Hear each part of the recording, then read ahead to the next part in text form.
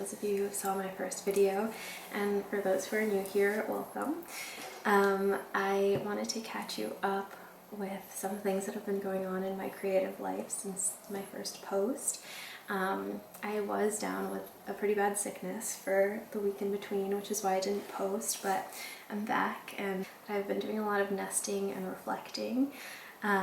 Nesting in the fact of like just buying things for the apartment that I'm staying in. I went to a local print shop and I bought this gorgeous print by a local artist, and I'm really excited to hang this one up. It's a view of an open window overlooking the Scottish countryside. I love the colors in it. It's a riso print, and on the desk there's coloring supplies, painting supplies, and I just thought that this would be a delight to hang above my desk to give me a little bit of inspiration. And I chose this really bright frame to give the apartment a pop of color. This really colorful and beautiful watercolor by Jamie's half-brother, who's a very talented artist, and it's this field of yellow tulips. Another thing that came for me in the mail that I am so happy about is my good friend Zoe made this painting and she sent it to me, and on the back it says, "Thanks for inspiring me to get back into painting. This one's for you." Which is like the most heartwarming message that I've gotten, because it really affirms my intention of opening this channel up to help people get in touch with their own innate creativity. This spark that goes around is really exciting to me. So thank you, Zoe, I love it. And I'm gonna put it above my dining room table. I made this exactly last year during an artist residency in Iceland. I was in a town called Lagervatn, which is very tiny. It's like an hour outside of Reykjavik. And my motivation for going was to see the night sky in its like rawest form, where I could see the stars and the northern lights and everything. In Iceland in January, the sun rises at 11:30 a.m. and it sets at around 3:30. So we had these tiny days that were almost golden hour the whole day because the sun sat so low in the horizon. And I spent a lot of time in the studio like dancing around with my like long shadow.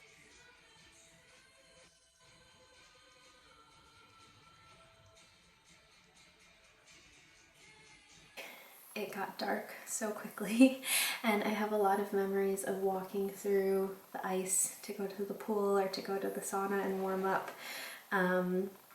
And I saw the northern lights quite often.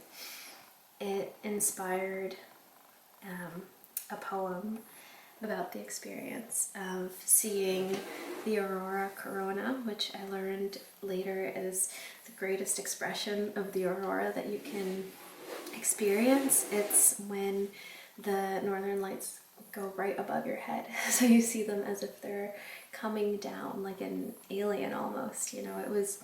I thought it was going to be this like serene thing, but it was actually terrifying because it was this moving mass of light that was coming closer and closer to me. So here's what I wrote about it at the time. When I saw the aurora over the icy snow in front of the house, I cried. It was nothing like what I expected it to be.